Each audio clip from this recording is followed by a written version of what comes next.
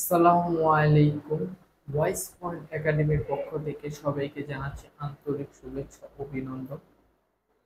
তোমাদের মাঝে আবারও হাজির হলাম।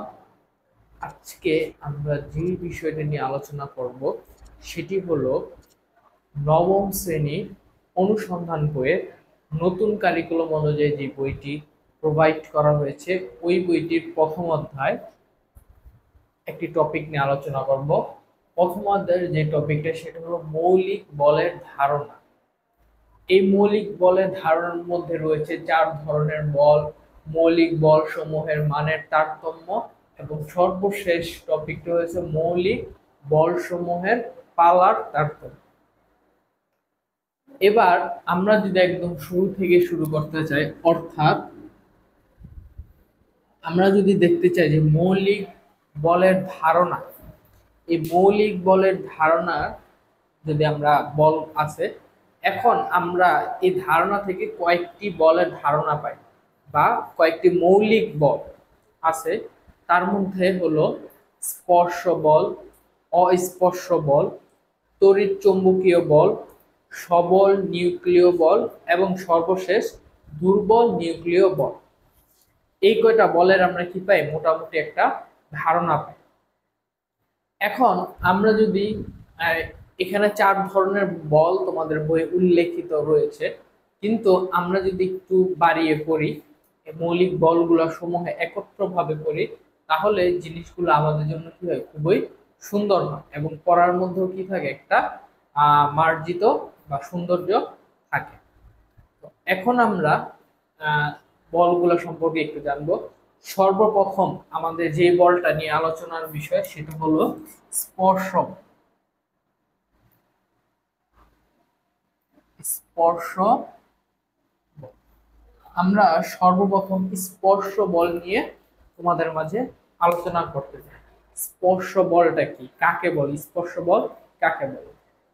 আমরা স্পর্শ বলের সংজ্ঞা বা ব্যাখ্যা তোমরা যেটাই বলো, আমরা এভাবে দিতে পারি। সেটা হলো, তোমরা যদি একটু লিখে নাও তাহলে তোমাদের জন্য সব বিষয়টা কি হবে? একটু সুবিধাজনক। তাহলে আমরা বলতে পারি স্পর্শ বল এটা কাকে বলে? যে বল সৃষ্টির জন্য, যে বল সৃষ্টির জন্য দুটি বস্তুর প্রত্যক্ষ সংস্পর্শের প্রয়োজন তাকে স্পর্শ বল বলে।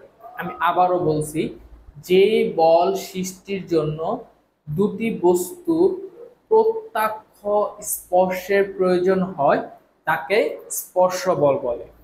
তোমরা সংজ্ঞাটা একটু খাতায় লিখে রাখো তোমাদের প্রয়োজনে। আমি আবারও বলছি, যে বল সৃষ্টির জন্য দুটি বস্তুর প্রত্যক্ষ স্পর্শের প্রয়োজন হয় তাকে স্পর্শ বল বলে। এখন এই স্পর্শ বলের অনেকগুলা আমরা কি রয়েছে উদাহরণ আমরা দিতে পারি। আমি কোনো একটা বলকে লাকেজ, আমরা কোনো একটা ট্রলিকে টানতেছি, কোনো একটা ঠেলা গাড়িকে ধাক্কা দিচ্ছি, এখানে কি আমাদের স্পর্শ বল। এখন আমি একটা লাগেজ এটা ক্যারি করব। এখন এটা ক্যারি করার জন্য অবশ্যই আমাকে এই লাগেজটাকে কি করতে হবে? স্পর্শ করতে হবে।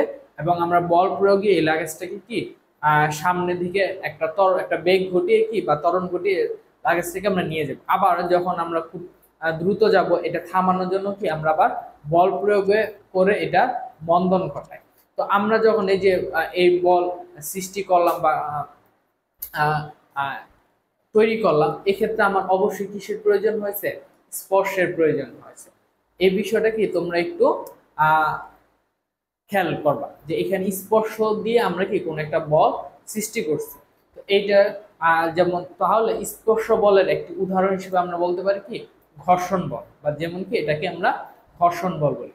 এরপরে আমাদের মাঝে পরবর্তী টপিকটি আসবে।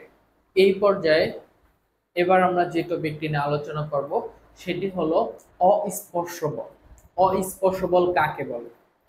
তাহলে আমরা স্পর্শ বল সম্বন্ধে একটা ধারণা পেয়েছি।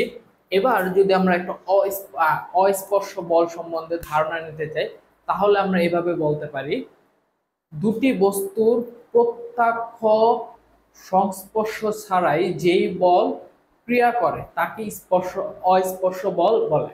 আমি যদি আবারও বলি, দুটি বস্তুর প্রত্যক্ষ স্পর্শ ছাড়াই যে বল ক্রিয়া করে তাকে অস্পর্শ বল বলে। অর্থাৎ এই বল সৃষ্টির জন্য আমার কোনো প্রকার স্পর্শের প্রয়োজন নেই।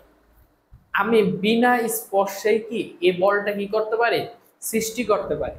উদাহরণস্বরূপ দেখা যায় যে এখানে একটা বস্তু, এখানে একটা বস্তু, এখন এই দুটি বস্তুর মধ্যে কি অবশ্যই একটা বল রয়েছে, হ্যাঁ, যেটাকে আমরা কি মহাকর্ষ বল বলি। আমরা জানি মহাকর্ষ কি, এই পৃথিবীতে প্রতিটি বস্তু কণা একে অপরকে আকর্ষণ করে।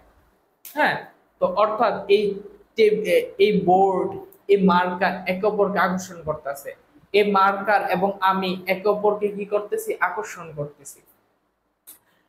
এখানে মার্কারের কালি রয়েছে, ইঙ্ক যেটা, এটা এই বোর্ডকে কি করতেছে, আকর্ষণ করতেছে। এই বলগুলা কোন স্পর্শ ছাড়াই হয়। অর্থাৎ এই মার্কার এবং এই আমার মধ্যে কোনো স্পর্শ নেই, যদি আমি মার্কারটা ধরে রেখেছি, কিন্তু ধরো এই মার্কারটা একটা টেবিলের উপর রয়েছে, এটাও আমি ক্লিয়ার করি। একটা টেবিল এবং একটা অর্থাৎ একটা টেবিল এবং একটা চেয়ার, দুইটা কখনো কি থাকে না, একদম কানেক্টেড থাকে না।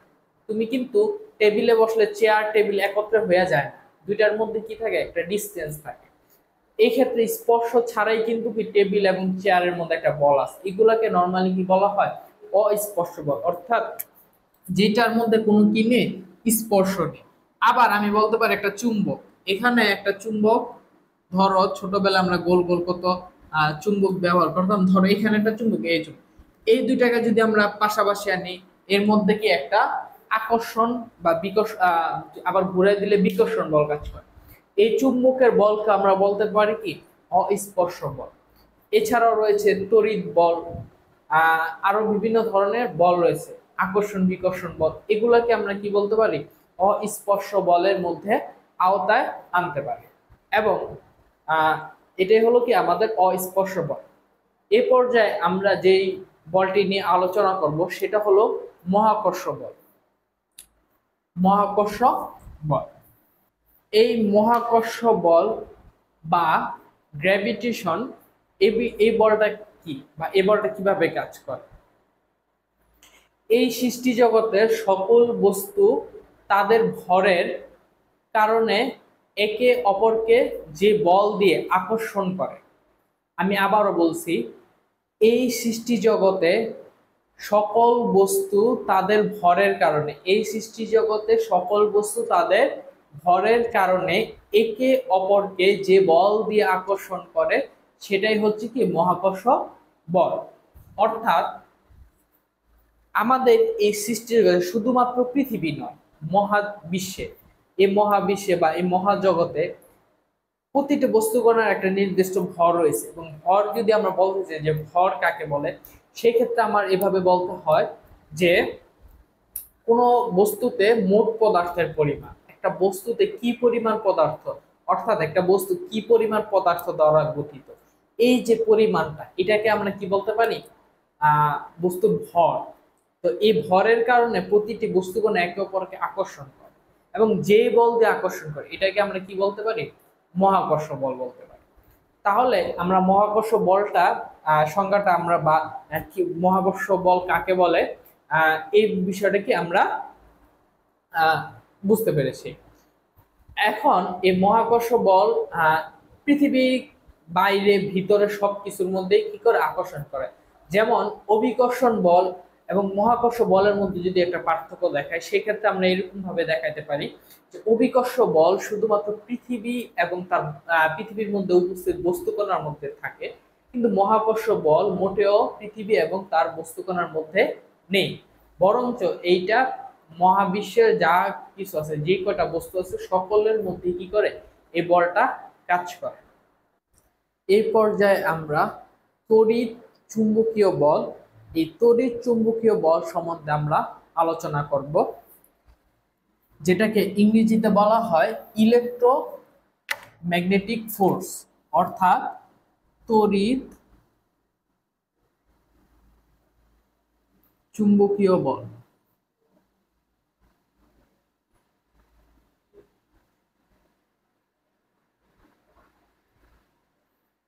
এই তড়িৎ চুম্বকীয় বল বিষয়টা হলো বিদ্যুৎ এবং চুম্বক, বিদ্যুৎ তড়িৎ যে বল, বৈদ্যুতিক বল, আবার চুম্বকের বল অর্থাৎ চুম্বক যে বল, এই দুইটা বল আসলে পার্থক্য বা ভিন্নতা নেই। এই দুইটা বলকে আমাদের মনে হয় যে বিদ্যুৎ তড়িৎ এক ধরনের বল, চুম্বক আরেক ধরনের বল। প্রকৃতপক্ষে এই দুইটা বল আলাদা মনে হলো এইটা কি একই ধরনের বল। এবং এই বলের একটা বৈশিষ্ট্য রয়েছে, যেই বৈশিষ্ট্যটা আর অন্য কোনো বলের মধ্যে নেই। এখন স্যার যে এই বৈশিষ্ট্যটা কি, বা এটা কি এরকম বৈশিষ্ট্য যেটা আর অন্য কোনো বলের মধ্যে নেই, শুধুমাত্র এই বলটার ক্ষেত্রে রয়েছে? এই বৈশিষ্ট্য হলো এরকম, এই বলটা আকর্ষণ এবং বিকর্ষণ, আকর্ষণ এবং বিকর্ষণ দুইটাই করে। আমরা একটা চুম্বক বা তড়িৎ চুম্বকের কথা যদি চিন্তা করি, এই তড়িৎ চুম্বকটা কোনো একটা বস্তুকে আকর্ষণ করবে, আবার অন্য একটা বস্তুকে বিকর্ষণ করবে। অর্থাৎ দুইটা চুম্বকটা আমরা দেখি যে পরস্পর কি একে অপরকে আকর্ষণ করে লেগে যাচ্ছে। আবার বিপরীত বা পক্ষান্তরে দেখি যে সেম চুম্বকটাই যদি আমি এক পাশ ঘুরিয়ে দিই, তাহলে কি এই দুইটাই নিজেদের মধ্যে কি করবে, বিকর্ষণ করবে। তো এই বিষয়টা মূলত কি, যে আকর্ষণ এবং বিকর্ষণ উভয়ই করে। আর অন্য কোনো বল আকর্ষণ বিকর্ষণ দুইটাই করে না, অনলি শুধুমাত্র আকর্ষণ করে, বিকর্ষণ করতে কি অন্য কোনো বল পারে না, যেটা এই দুইটা ক্ষমতা একমাত্র এই তড়িৎ চুম্বকীয় বলের মধ্যে রয়েছে।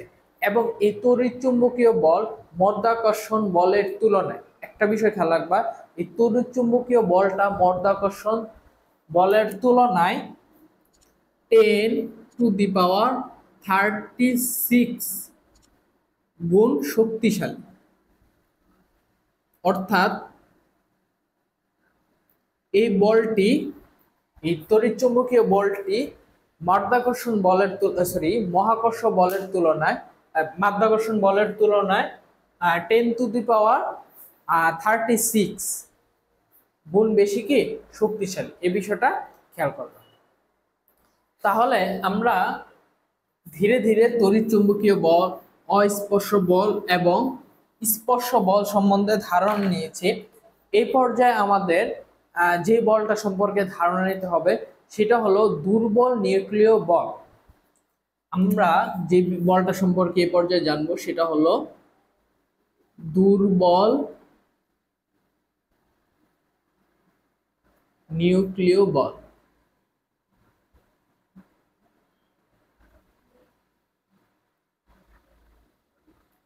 এই দুর্বল নিউক্লিয় বল সম্পর্কে আমরা এই পর্যায়ে কি করব, আলোচনা করব।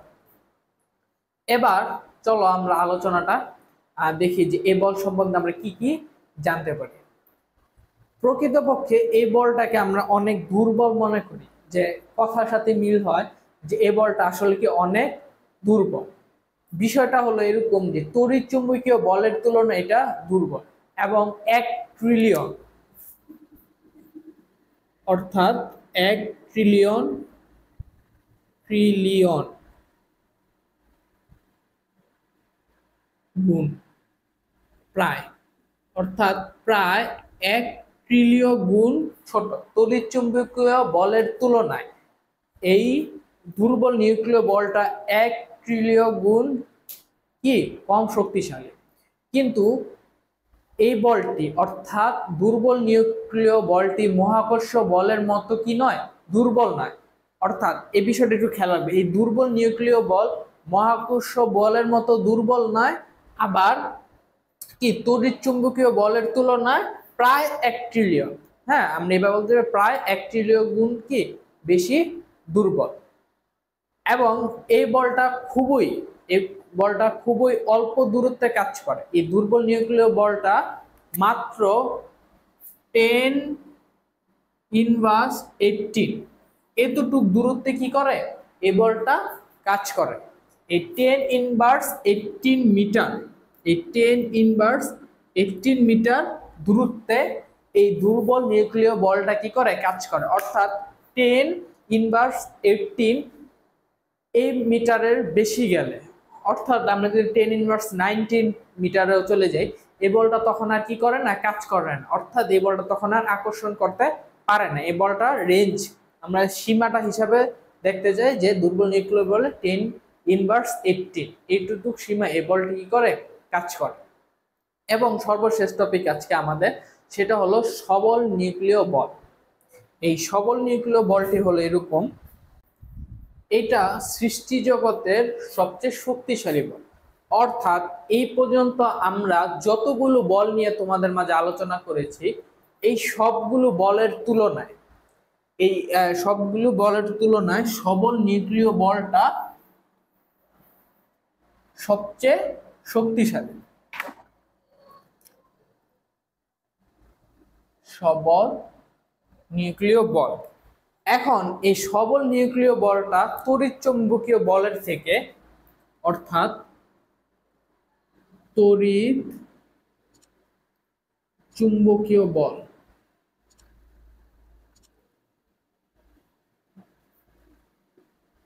এই তড়িৎ চুম্বকীয় বলের তুলনায় 100 গুণ শক্তিশালী।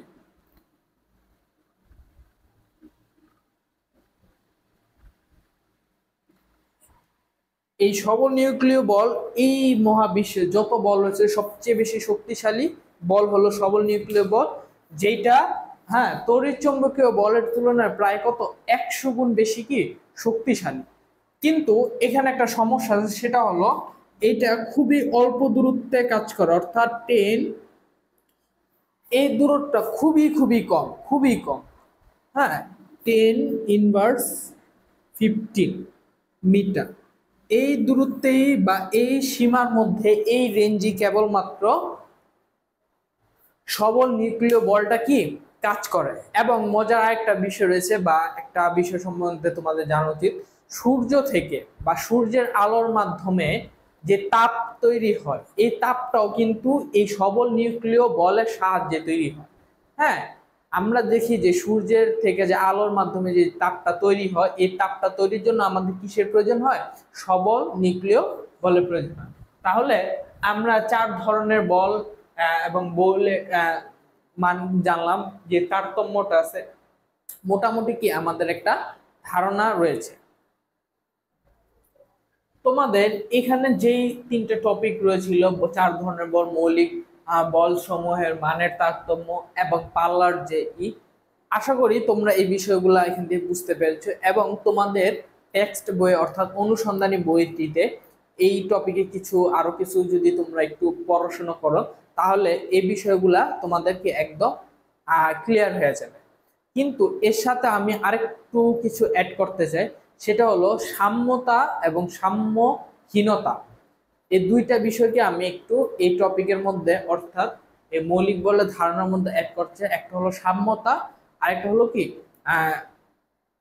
সাম্যতাহীন, অর্থাৎ সাম্যহীনতা। এই দুইটা টপিক আমরা একটু অ্যাড করব। তাহলে আমি একটু লিখি। প্রথমে আমরা সাম্যতা একটু পড়ব।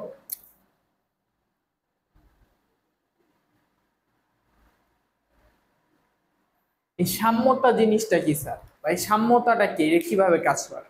এখন আমি যদি প্রশ্ন করি যে সাম্যতা কাকে বলে বা সাম্যতা কি, তাহলে উত্তর আসবে এরকম: কোনো বস্তুর উপর একাধিক বল ক্রিয়া করলে, কোনো বস্তুর উপর একাধিক বল ক্রিয়া করলে যদি বলের লব্ধি শূন্য হয়, যদি বলের লব্ধি শূন্য হয়, অর্থাৎ বলের কোনো কি হয় না, ত্বরণ হয় না, বস্তুর কোনো ত্বরণ হয় না, তখন তাকে আমরা কি বলি? সাম্য বল বা সাম্যতা বলি।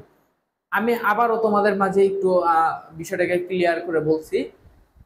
সাম্যতা বা সাম্য বল কাকে বলে, এরকম টাইপ যদি আসে যে সাম্য অবস্থা বা সাম্যতা কি, তাহলে তোমরা এরকম ভাবে লিখতে পারো: কোনো বস্তুর উপর একাধিক বল ক্রিয়া করলে, কোনো বস্তুর উপর একাধিক বল ক্রিয়া করলে যদি বলের লব্ধি শূন্য হয়, অর্থাৎ বস্তুর কোনো ত্বরণ হয় না, তখন বলা হয় বস্তুটি কি সাম্য অবস্থায় আছে। এরকম কি আমরা বিষয়টাকে উপস্থাপন করতে পারি। এখন এই বিষয়টা কি হয়, বলের লব্ধি কি, যদি আমি এরকম ভাবে দেখাই যে তুমি ধরো একটা এই পাশ থেকে বল টানতেছ, আরেকটা বস্তু, এখানে একটা বস্তু আছে, যে বস্তুটাকে তুমি এই দিক বরাবর টানতেছো এবং এই দিক বরাবর টানতেছো, তাহলে বস্তুটা আসলে যাবে কোথায়? এই দিক বরাবর যাবে। তুমি একটু প্র্যাকটিক্যালি চিন্তা করো। তুমি এখানে দাঁড়ায় আছো, তোমার ফ্রেন্ড তোমাকে 90 ডিগ্রি, লাইক 45 ডিগ্রি অ্যাঙ্গেলে তোমার হাত, এই হাতটাও 45 ডিগ্রি অ্যাঙ্গেল, 90 ডিগ্রি অ্যাঙ্গেলে হলে একদম এরকম হতো। এখন তোমার যদি 45 অ্যাঙ্গেলে দুই পাশে তোমার দুইটা বন্ধু তোমাকে হাত ধরে টানে, নিজেদের দিকে টানে, তাহলে অ্যাকচুয়ালি তুমি যাবা কোথায়? তুমি যাবা একদম তোমার যে দিকে আছে 45 ডিগ্রি মাঝ বরাবর, তুমি কি যাবা। এটা হলো কি তোমার লব্ধি। অর্থাৎ এইখানের অ্যাঙ্গেল গুলো যদি 45 গুলা হয়, 45 ডিগ্রি, মানে এখানে 90 ডিগ্রি, এখানে 90 ডিগ্রি, আমার কথা বুঝেন তুমি, তাহলে 45 ডিগ্রি অ্যাঙ্গেলে কি মাঝ বরাবর যাবা। এটাকেই তোমার বলা হয় কি লব্ধি বল, লব্ধি বল। তাহলে এই বলটাকে আমরা কি বলি? লব্ধি বল বলি। এরকম বলছে যখন আমরা ওই যে দড়ি টানা খেলা খেলি, দুই পাশ থেকে কি দড়ি ধরে টানাটানি করে, এখন দুই পাশের বল যখন সমান হয়, যখন লব্ধি কি হয় শূন্য হয়, তখন কি এই বলটা কোনো দিকে যায় না। আমরা দড়ি টানার খেলা সবাই কম বেশি দেখেছি, দেখা যায় এই পাশে একদল থাকে লাল রেড টিম, অন্য পাশে ব্লু টিম, তখন কি হয় দড়ি ধরে টানাটানি হয় এবং মাঝে দড়ির মাঝখানে কি একটা পতাকা ঝুলানো অবস্থায় থাকে। তখন বল যখন শূন্য হয়, লব্ধি শূন্য হয়ে যায়, তখন কি আমরা একটা জায়গায় স্থির থাকি, এটা কি সাম্য অবস্থা বলে। এখন আমরা আরেকটা উদাহরণ দিয়ে এরকম ভাবে দেখতে পারি, সেটা হলো ধরো এখানে একটা বস্তু, এই বস্তুটার এখানে একটি সুতা, এভাবে একটা, এভাবে একটা। এখন এই সুতা ধরে তোমরা যদি টানো, ধরো এই সুতা ধরে আমরা যদি একটু টানি, তাহলে বস্তুটা কি হবে? উপরের দিকে যাবে। বস্তুটার লব্ধি বল কোন দিকে হবে? উপর দিকে। আবার এই সুতাটা যদি আমরা দুই পাশ থেকে একটা সুতাকে যদি আমরা মাঝখানে বস্তু ঝুলে সুতাটাকে আমরা যদি এইভাবে টানি, সুতাটাকে কি এইভাবে টানি, তাহলে বস্তু আস্তে আস্তে কোথার দিকে উঠবে? দুই পাশ থেকে। অর্থাৎ এখানে একটা ফোর্স বল এবং এই পাশে একটা বল ফোর্স, এটা যদি দুই পাশে টানা হয়, তাহলে বস্তুটা কি উপরের দিকে উঠবে। আবার উল্টা দিক যদি করা হয়, অর্থাৎ ফোর্স এইদিকে দেওয়া হয়, আবার এখানে ফোর্স এদিকে দেওয়া হয়, অর্থাৎ ফোর্সটা যদি আমি এবার এভাবে দিই, তাহলে বস্তুটা কি নিচের দিকে যাবে। এটাকেও কি আমরা লব্ধি বল হিসাবে চিন্তা করতে পারি। এবং এই যে সাম্যতা অসমতা, এখন যখন কি হবে দুই পাশের বল সমান হয়ে যাবে, এই এফ সমান হবে, তখন বস্তুটা কি এক জায়গায় স্থির থাকবে, যেটা কি আমরা সাম্য অবস্থা বলতে পারি। এরপরে আমরা যে বিষয়টা নিয়ে আলোচনা করব সেটা হলো সাম্যতাবিহীন বল, অর্থাৎ যে বলের কোনো কি থাকে না, সাম্যতা থাকে না। এই বলটা নিয়ে এবার আমরা কি করব? আলোচনা করব।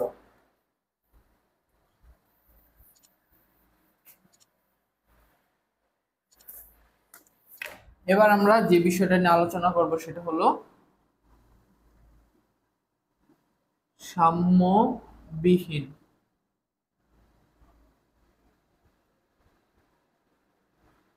এই সাম্যবিহীন বল নিয়ে কি এই পর্যায়ে আমরা আলোচনা করব যে সাম্যবিহীন বল কাকে বলে।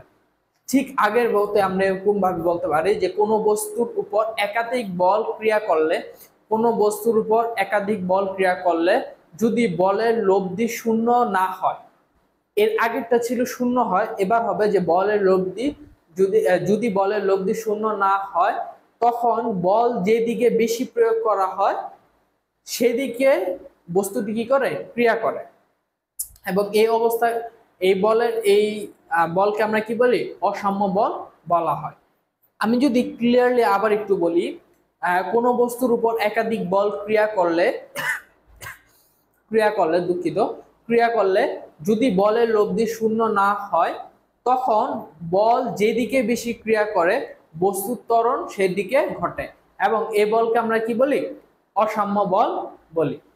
ঠিক আগের মতোই আমরা যদি ধরো, আমি আবার উদাহরণটা দেই, ধরো তুমি এভাবে হাতটা রেখেছো এবং তোমার দুইটি বন্ধু তোমাকে দুই পাশ থেকে টানতেছে। এবার দুই পাশের তোমার দুই বন্ধু কি একই বলে টানতেছে না। অর্থাৎ ধরো তুমি কোনো কারণে তোমার ডান হাতে তোমার ডান হাত ধরে তোমার যেই বন্ধুটি তোমাকে টানতেছে সে বাম হাতের তুলনায় তোমাকে বেশি বলে কি টানতেছে, তাহলে তুমি এবার কিন্তু তুমি লব্ধি বলে ক্রিয়া করবে না। ডান দিকে যেহেতু বেশি বল, সেক্ষেত্রে তুমি কি ডান দিকে যাবা।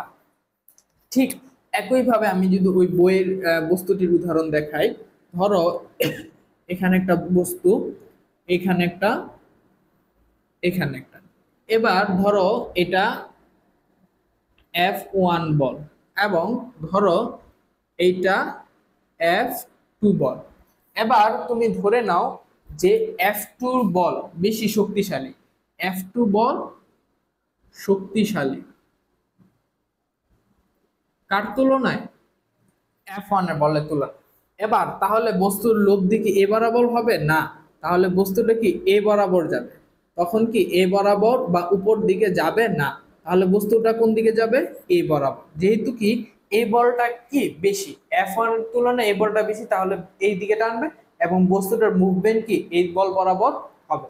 এটাকে আমরা বলতে পারি সাম্যহীনতা বল, যেখানে দুইটা বল একই পরিমাণ থাকে না, যার ফলে বস্তুটা যে কোনো একদিকে যায়। ঠিক দড়ি টানাটানির খেলায় ধরো তুমি ধরে নাও যে রেড যে টিমটি রয়েছে তাদের লোকবল বেশি, তাদের লোকবলের শক্তি বেশি, সেক্ষেত্রে যখন দড়ি টানাটানি খেলবে এই লাল দল কি হবে?